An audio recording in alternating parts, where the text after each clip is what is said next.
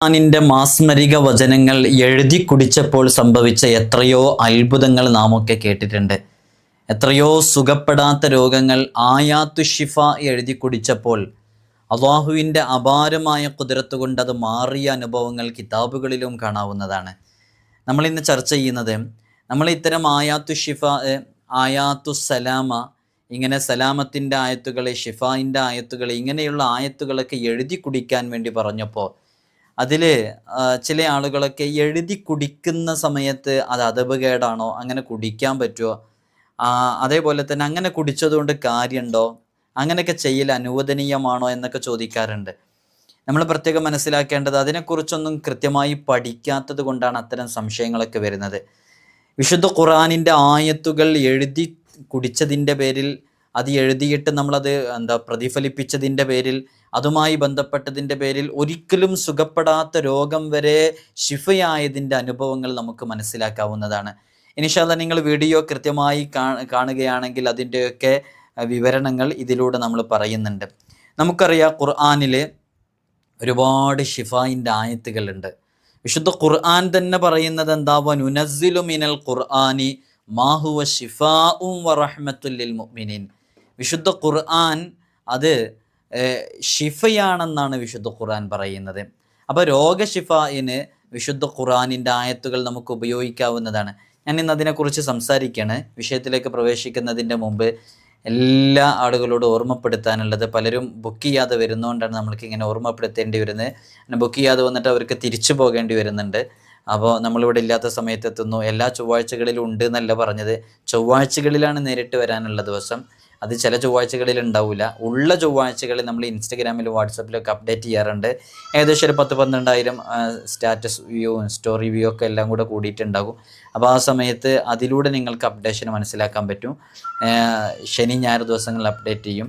അപ്പോൾ കഴിഞ്ഞ ആഴ്ചയൊക്കെ ഇവിടെ അതേപോലെ ബുക്ക് ചെയ്യാതെ പലരും വന്നിട്ട് അവർ തിരിച്ചു പോകേണ്ടി വന്നു. ഈ ചൊവ്വാഴ്ച ഇല്ലായിരുന്നു. അപ്പോൾ ഞായറാഴ്ച 10 മണിക്ക് വിളിച്ച് ബുക്ക് ചെയ്തതിന് ശേഷം മാത്രമേ വരാവൂ എന്ന് ഓർമ്മപ്പെടുത്തുകയാണ്. അതേപോലെ തന്നെ നമ്മൾ ഇത്തരം കാര്യങ്ങളൊക്കെ അപ്ഡേറ്റ് ചെയ്യുമ്പോൾ ഇൻസ്റ്റഗ്രാം, വാട്സപ്പ് സ്റ്റാറ്റസ് എല്ലാവർക്കും കാണാൻ സാധിക്കില്ലല്ലോ. ഇൻസ്റ്റഗ്രാമിൻ്റെ ID ഡിസ്ക്രിപ്ഷനിലുണ്ട്. അവിടെ പോയി ക്ലിക്ക് ചെയ്താൽ നിങ്ങൾക്ക് അതൊക്കെ കാണാവുന്നതാണ്.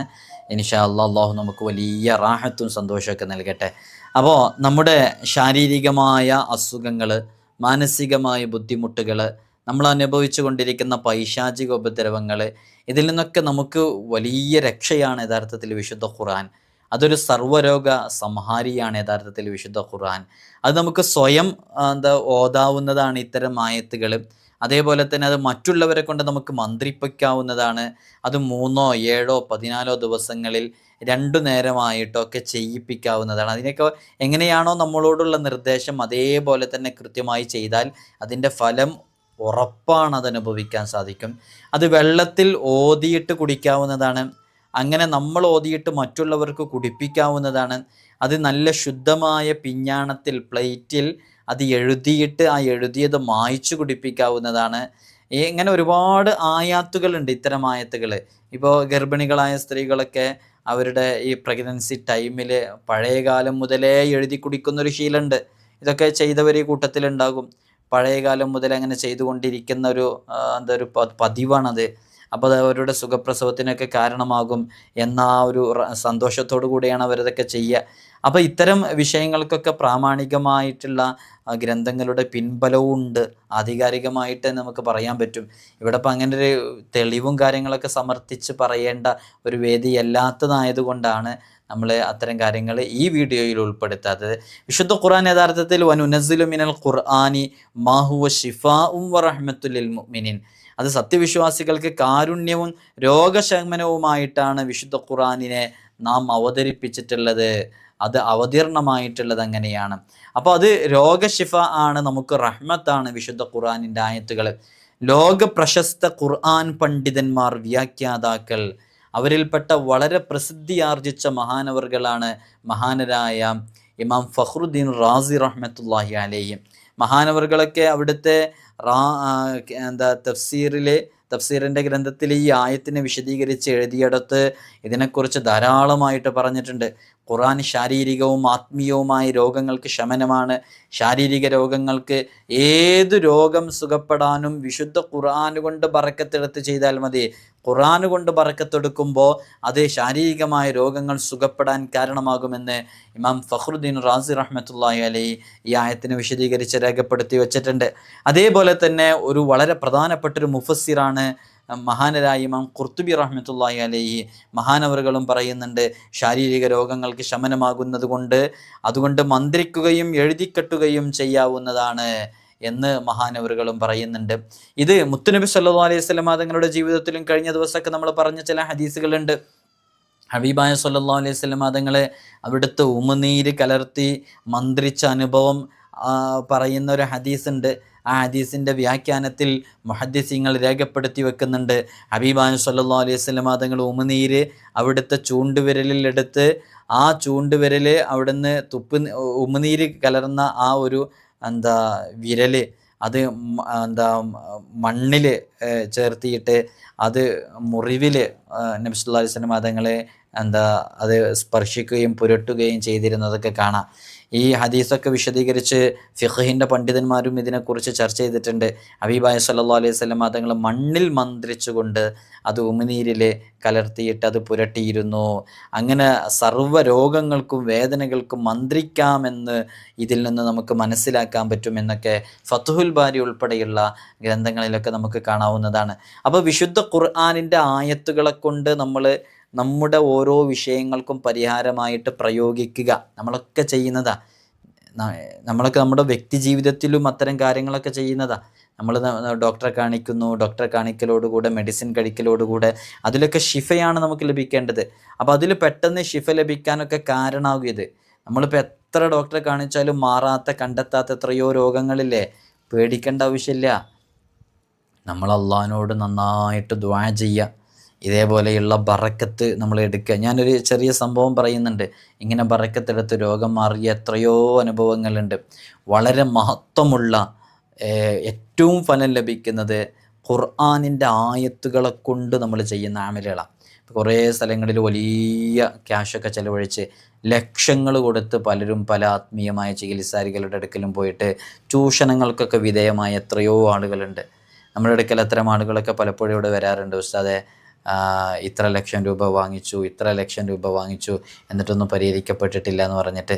അപ്പോൾ അവർ അതിനുള്ള ഒരുപാട് അവരുടെ ചിലവും കാര്യങ്ങളൊക്കെ ഉണ്ടാവും, അത്ര ഉണ്ടാവും. പക്ഷെ അതിൻ്റെ ഒന്നും ആവശ്യമില്ല. വിശുദ്ധ ഖുർആനിൻ്റെ ആയത്തിനോളം ഫലമുള്ള മറ്റൊന്നുമില്ല തന്നെ. ഇത് ആർക്കും ചിന്തിച്ചാൽ മനസ്സിലാക്കാവുന്നതാണല്ലേ. ഇതിലൊക്കെ ആർക്കെങ്കിലും സംശയം ഉണ്ടാവില്ല. അപ്പോൾ ഖുർആനിൻ്റെ അതുമായി ബന്ധപ്പെട്ട, നമ്മുടെ സെഹറുമായി ബന്ധപ്പെട്ടതാണെങ്കിൽ അതുമായി ബന്ധപ്പെട്ടത്, രോഗങ്ങളുമായി ബന്ധപ്പെട്ടതാണെങ്കിൽ അതുമായി ബന്ധപ്പെട്ടത്, അത്തരം ആയത്തുകൾ നമ്മുടെ ജീവിതത്തിലേക്ക് കൊണ്ടുവന്ന് അത് വളരെ ആത്മാർത്ഥമായിട്ട് നമ്മൾ പകർത്തി നോക്കൂ. നല്ല രൂപത്തിൽ ശിഫ ലഭിക്കും എന്നുള്ളതാണ്. അപ്പോൾ ഖുർആനോ മറ്റു ദിക്റുകളോ അത് ചില പ്രത്യേക മഷി കൊണ്ട് ഈ പിശാച് ബാധയേറ്റവനെയും മറ്റുമൊക്കെ കുടിപ്പിക്കുന്നത്, അതേപോലെ തന്നെ അതൊക്കെ നല്ല ഫലം ലഭിക്കുന്ന എത്രയോ അമലുകളാണ്. ഇബ്നു അബ്ബാസ് റളിയല്ലാഹു അൻഹു ഒക്കെ റിപ്പോർട്ട് ചെയ്യുന്ന ഹദീസിൽ കാണാം, പ്രസവം പ്രയാസകരമായാൽ അവിടെ ബിസ്മില്ലാഹി എന്ന് തുടങ്ങുന്ന ദിക്ർ, അതങ്ങനെ ഒരു ദിക്റുണ്ട്. ആ ദിക്ർ ഫാസിഖൂൻ വരെ അത് വളരെ വൃത്തിയുള്ള ശുദ്ധമായൊരു പാത്രത്തിൽ എഴുതിയിട്ട് ആ വെള്ളം അത് കുടിച്ചു കഴിഞ്ഞാൽ അത് പിന്നെ ഇങ്ങനെ കുറച്ച് എടുത്തിട്ട് നമ്മുടെ വയറിൻ്റെ ഭാഗത്ത് ഇങ്ങനെ കുടയുകയൊക്കെ ചെയ്താൽ വളരെ പെട്ടെന്ന് സുഖപ്രസവം ലഭിക്കാൻ കാരണമാകും. നമ്മളതിനെക്കുറിച്ച് മുമ്പ് വിശദീകരിച്ചതാണ്. അതിന് ഡീറ്റെയിൽ ആയിട്ട് അതിനെക്കുറിച്ച് ഇപ്പോൾ പറയാത്തത്. നമ്മളിന്ന് പറയുന്നത് തന്നെ ഇത്തരം ആയത്തുകളെ കൊണ്ട് നമ്മൾ ബറക്കത്തെടുക്കുമ്പോൾ നമുക്ക് ലഭിക്കുന്ന അത്ഭുതങ്ങളായ ചില ഫലങ്ങളുണ്ട്. അതിനെക്കുറിച്ച് മനസ്സിലാക്കാൻ വേണ്ടിയിട്ടാണ്. മാരക രോഗങ്ങൾ വരെ ഇത്തരം കാര്യങ്ങളെ കൊണ്ട് സുഖപ്പെടും എന്നുള്ളതാണ്. നമ്മൾ ആ വിശ്വാസത്തോടു കൂടെ ചെയ്യുക. വിശുദ്ധ ഖുർആൻ കൊണ്ട് ചികിത്സിച്ചപ്പോൾ മാരകമായ രോഗങ്ങൾ വരെ സുഖപ്പെടുത്താൻ സാധിക്കുമെന്നും അത് സുഖപ്പെട്ടു എന്നും ചരിത്രങ്ങളിൽ നമുക്ക് മനസ്സിലാക്കാവുന്നതാണ്. ഉദാഹരണത്തിന് നമുക്ക് ഇമാം സുബ്കി റഹ്മത്തുള്ളാഹി അലൈഹി മഹാനവറുകളുമായി ബന്ധപ്പെട്ട് നമ്മൾ പലതവണ ഇത് പറഞ്ഞതാണ്. മഹാനവറുകളുമായി ബന്ധപ്പെട്ട് അവിടുത്തെ മോൻക്ക് ഒരിക്കൽ ഒരു വലിയ മഹാൻ്റെ അടുക്കലേക്ക് അവരുടെ ഉസ്താദ് അവരുടെ മോൻക്ക് ശക്തമായിട്ടുള്ളൊരു രോഗം ബാധിച്ചു എന്നുള്ളതാണ്. അങ്ങനെ വളരെയധികം അവശതയിലേക്ക് എത്തി എന്നാണ്. ശദീദായ രോഗം ബാധിച്ചിട്ട്, ശക്തമായ രോഗം ബാധിച്ചിട്ട് വളരെയധികം പ്രയാസത്തിലേക്ക് എത്തി എന്നുള്ളതാണ്. പ്രയാസത്തിലേക്ക് എത്തി. അങ്ങനെ എത്തിയപ്പോൾ മരണത്തിന് കീഴടങ്ങും എന്ന ഒരു സ്ഥിതിയിലേക്ക് വരെ എത്തി. ആ അവസരത്തിലാണ് നിരാശയോടുകൂടെ അന്ന് രാത്രി ഫറഅൽ ഹഖ് സുബ്ഹാനഹു വ തആല, റബ്ബ് സുബ്ഹാനഹു വ തആലയെ കാണുകയാണ് ഫിൽ മനാം. ഫശക്ക ഇലൈഹി, അങ്ങനെ അള്ളാഹുവിനോട് ആവലാതി ബോധിപ്പിച്ച് കാര്യങ്ങൾ പറഞ്ഞപ്പോൾ ഫഖാല ലഹുൽ ഹഖ് സുബ്ഹാനഹു വ തആല, അള്ളാഹു സുബ്ഹാനഹു വ തആല പറഞ്ഞു കൊടുത്തു ആയാത്തു ഷിഫായി, ഷിഫായിൻ്റെ ആയത്തുകൾ പറഞ്ഞു കൊടുത്തു. അങ്ങനെ ഷിഫായിൻ്റെ ആയത്തുകൾ പറഞ്ഞു കൊടുത്തപ്പോൾ അത് മന്ത്രിച്ചു കൊടുക്കാനും അത് എഴുതിയിട്ട് കുടിക്കാനും വേണ്ടി പറഞ്ഞു കൊടുക്കുകയൊക്കെ ചെയ്തു. അങ്ങനെ എഴുതിയിട്ടത് കുടിക്കാൻ വേണ്ടി ഷിഫായിൻ്റെ ആയത്തുകൾ പറഞ്ഞു കൊടുത്തത് കുടിച്ചപ്പോൾ ആ രോഗം ഷിഫയായി എന്ന് കാണാവുന്നതാണ്. ആയാത്തു ഷിഫാ വ്യത്യസ്തങ്ങളായ എണ്ണങ്ങളിൽ വന്നിട്ടുണ്ട്. 6 എണ്ണം പറയുന്നവർ, 7 എണ്ണം പറയുന്നവരൊക്കെ ഉണ്ട്. നമ്മളൊക്കെ നമ്മുടെ വീഡിയോസിൽ മുമ്പ് എത്രയോ വീഡിയോസുകളിൽ പറഞ്ഞതാണ്. 6 ആയത്തുകളാണ് അതിൽ നമ്മൾ പറഞ്ഞിട്ടുണ്ടായിരുന്നത്. തൗബയിലെ 14-ാമത്തെ ആയത്ത്, യൂനുസിലെ 57-ാമത്തെ ആയത്ത്, നഹലിലെ 66-ാമത്തെ ആയത്ത്, ഇസ്രായിലെ 82-ാമത്തെ ആയത്ത്, വൈദാ മരിൽതു ഫഹുവ യശ്ഫി എന്ന് പറയുന്ന ആയത്ത്, അതേപോലെ തന്നെ വലൗ ജഅൽനാഹു ഖുർആനൻ അജമിയ്യൻ ലഖാലു ലൗലാ ഫുസ്സിലത് ആയാതുഹു അജമിയ്യുൻ വഅറബിയ്യുൻ ഖുൽ ഹുവ ലില്ലദീന ആമനു ഹുദൻ വശിഫാ എന്ന് പറയുന്ന ആ ആയത്ത്. ഇങ്ങനെ തുടങ്ങിയിട്ടുള്ള ഈ ഷിഫായിൻ്റെ ആയത്തുകൾ ഇതൊക്കെ നമ്മുടെ ജീവിതത്തിലേക്ക് പകർത്തുമ്പോൾ ബി ഇദ്നില്ലാഹി തആല നമ്മൾ വിശ്വാസത്തോടു കൂടെയാണോ ചെയ്യുന്നത്, തീർച്ചയായും അത് നമുക്ക് വലിയ റിസൾട്ട് ലഭിക്കാൻ കാരണമാകും. നമ്മൾ ആത്മാർത്ഥമായിട്ട് അതിലേക്കൊക്കെ ഇറങ്ങുക എന്നുള്ളതാണ്. അള്ളാഹു നമ്മുടെയൊക്കെ രോഗങ്ങൾക്ക്, നമ്മളനുഭവിക്കുന്ന ബുദ്ധിമുട്ടുകൾക്ക്, എല്ലാ വിഷയങ്ങളിൽ നിന്നും നമുക്ക് വലിയ സലാമത്ത് നൽകി അനുഗ്രഹിക്കുമാറാകട്ടെ. നമുക്ക് വലിയ ഷിഫ നൽകി അനുഗ്രഹിക്കുമാറാകട്ടെ. മാരകമായ ക്യാൻസർ ഉൾപ്പെടെയുള്ള രോഗങ്ങളെ കൊണ്ട് പ്രയാസപ്പെടുന്നവരുണ്ട്. അള്ളാഹുവെ, പലരും ഇതിൻ്റെ താഴെ എഴുതി അറിയിക്കുന്നുണ്ട്. ആജിലായ കാമിലായ ഷിഫ നൽകണം അല്ലാഹ്. അസ്സലാമു അലൈക്കും വറഹ്മത്തുള്ളാഹി വബറകാതുഹു.